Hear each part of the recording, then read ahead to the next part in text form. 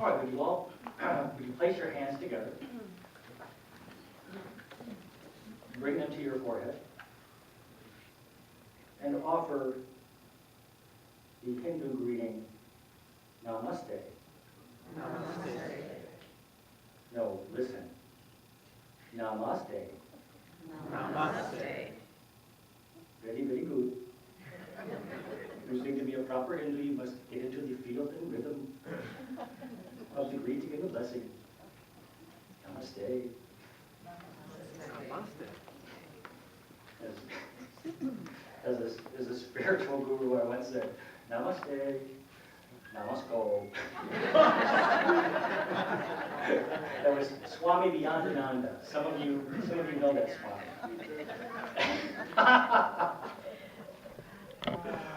All right. Well, you are now all 13th century East Indians. You have become that in the blink of an eye. So, shall we look at what caste you are in?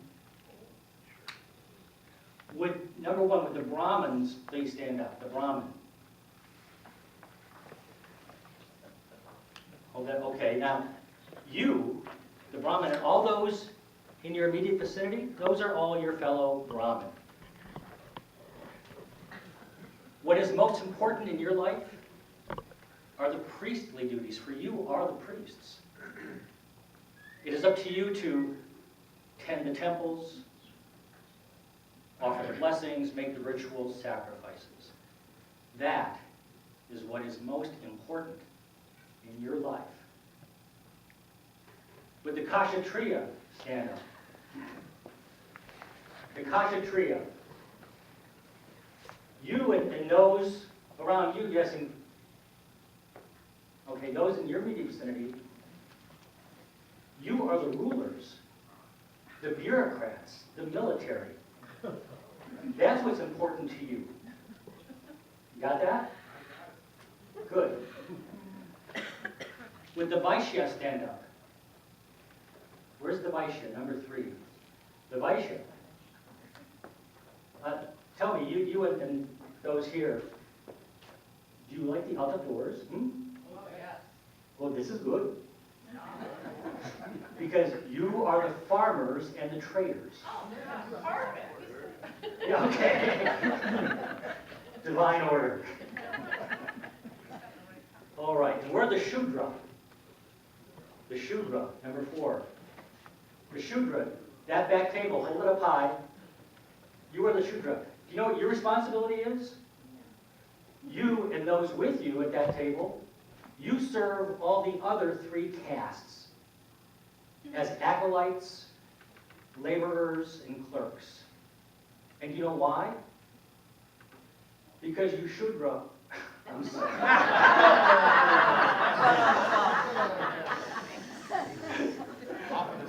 This lesson is also one on forgiveness.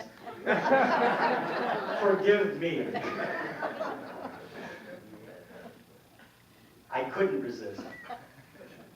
Now, last and least are the Harijans. The Harijans. Last and least. You, the Harijans, yes, those back 2 rows, don't touch. You are the untouchables.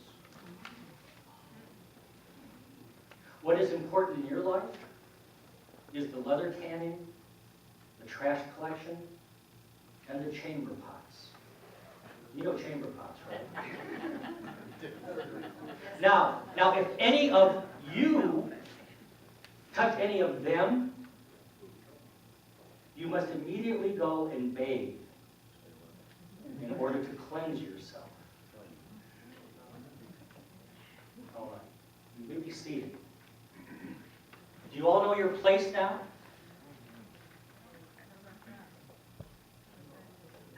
They're covered. Prego, where is it? You're part of the Shudras.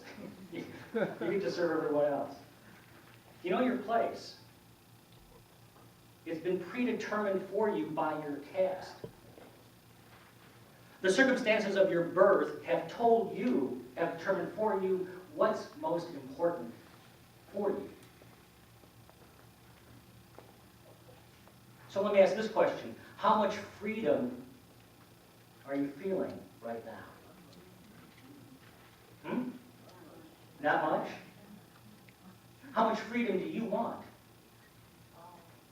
All. You want it all? Really? Is there anyone else who wants it all? You want that much freedom? Okay? The spiritual path is a path that leads to greater and greater freedom and liberation. That is what the spiritual path offers. And that freedom, I believe it begins and is determined by what we choose to place our awareness on. And if we were to cast that in the form of a question, it would be this. What is most important in my life? If you ask it of yourself in this moment, you ask, what is most important to me? What is most important in my life?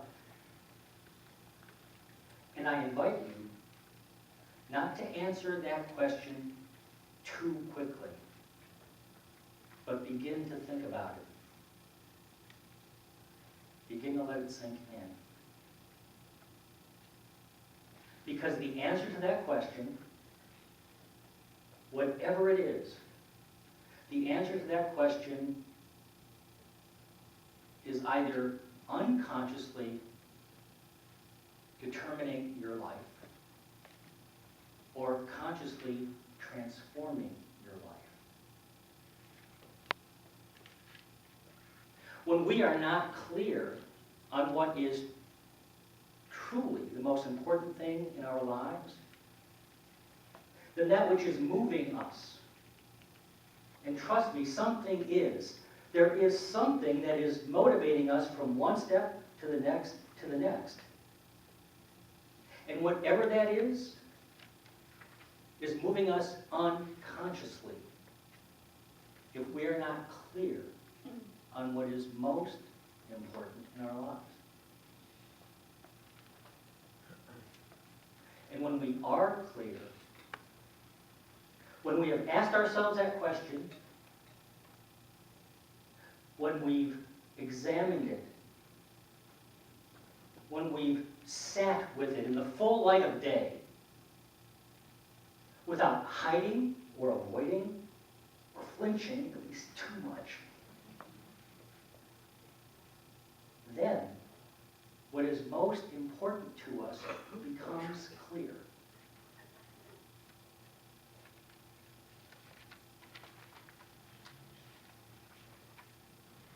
As a spiritual intention, as a spiritual principle, the answer to that question is your clarity of intention.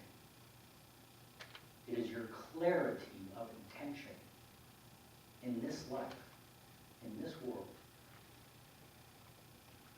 Now, what good is having clarity of intention? I would never presume to tell you what good it is for you. I can do something less than that and tell you what it does for me. And it's not a one-time thing. Not a one-time thing. It's an ongoing process. But asking that question, what is most important in my life? Getting clear on my primary moving intention. What it tells me is whether I am living through the persona of the ego or through the ongoing, evolving, transforming energy, radiance, intelligence, and love of the authentic self. get clear on what is most important. It puts a huge spotlight on what I am doing in my life. And it gives me perspective on whether what I'm doing in my life is leading to that which is most important, what I have consciously chosen, or if it leads down a path to something less. See, the ego, as we know, is fed by fear and smallness and isolation. And yet the authentic self that is alive in each one of us wants to continually grow, continually evolve, continually expand, continually co-create. It is full of joy and life. That is where true joy and true life is. That is the power of being clear on your intention. Clarity on your intention in life becomes your guiding star, your touchstone, your yellow brick road. And when you're on that path, it leads you to your essential truth. Shakespeare said, "To thine own self be true, and it must follow as the night the day. Thou canst not then be false to any man." And I would add, or woman, or child. What is most important in my life? Now we are about halfway through the Lenten season. And so, being in this period, we might want to ask is there any New Testament wisdom on the clarity of our intention? Now you know that no minister or lawyer in their right and proper mind would ask that question without a ready answer. And I have one, of course. One day, a lawyer, yes, they had lawyers back then, one day a lawyer went up to Jesus and asked, "Teacher, what is the greatest commandment?" And Jesus replied, "Love the Lord your God with all your heart, all your soul, and with all your mind. That is the greatest commandment."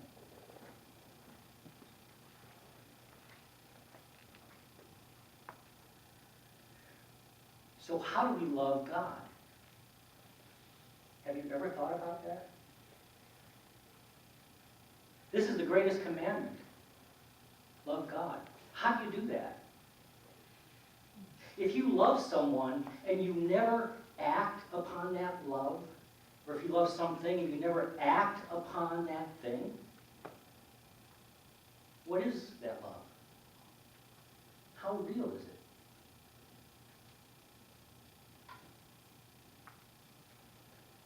We had an amazing example of love in action after service last Sunday. Jerry and Elaine, we did a marriage vow renewal ceremony. Amazing love that you share. Amazing love that we all share. We know that we have to act upon that which we say we love, or it has no meaning. That's why we're here. That's why we incarnated. That's why we have the capability to move. It's to move and act in love.